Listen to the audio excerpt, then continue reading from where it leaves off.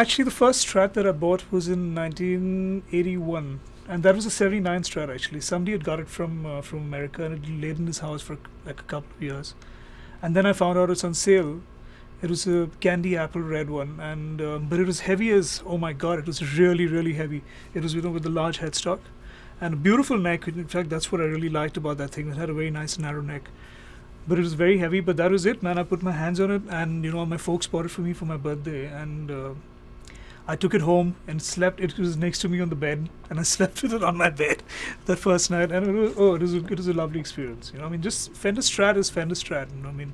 You don't believe it until you picked one up. Sometimes I pinch myself, in the morning. I say, is this really true? Is this really happening? Do I have a signature model, Mike? Is that my signature there?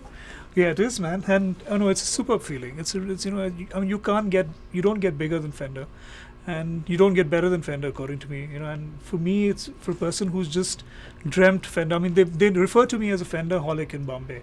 That I've got so many Fender guitars, and I'm just like a walking encyclopedia on Fender guitars. You always call me up and say, hey man, this guitar's got this selector switch, so what do you think we can do? Where do you think this dates back to? And stuff like that. So I've got all that down, and it's just fantastic, man. To be holding a Fender with my name on it, it's just unbelievable. And the thing is that it's so perfect, like the kind of guitar which I've always wanted. It like kind of encompasses everything that I want in a guitar. We Indians have small hands. We're not like big, like the big Americans.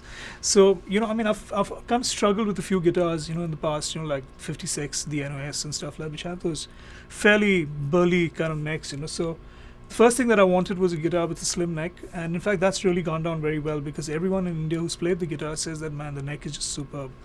And medium jumbo frets, so it makes it easier to bend without choking. And the pickup configuration is what it really excites me, because I've got two humbuckers and a single coil.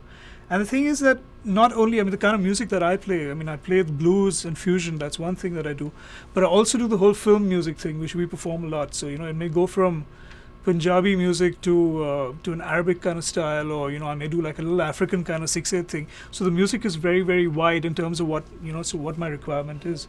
So this guitar does all that. I can go from a nice rocky 80s kind of sound to a in between Strat with the clunk and everything.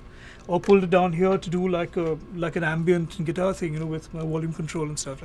So it goes through all that, and it works for me very well in the studio, because I plug it in, I can get any kind of sound out of it.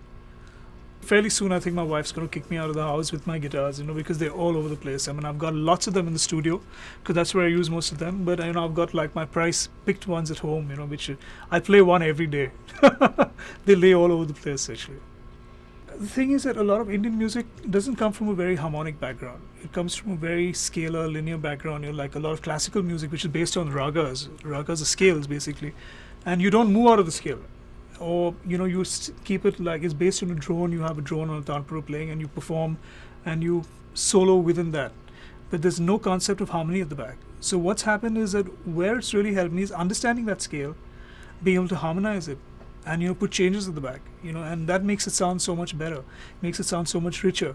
So the thing is that you pull out parts of that, you understand the raga, understand the harmony that goes beyond that, and then write new material, and that really helps. I got a call from this big time filmmaker to do a film, and which I was not very excited about, because I didn't want to really go into that direction.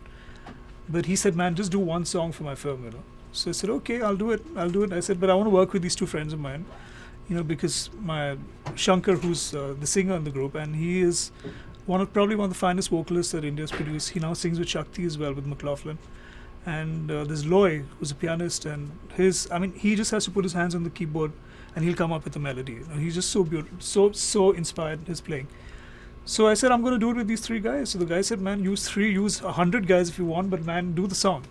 So I did the song, and it was just a project that was supposed to be for that one song. It landed up being an entire album, and then landed up being an entire career.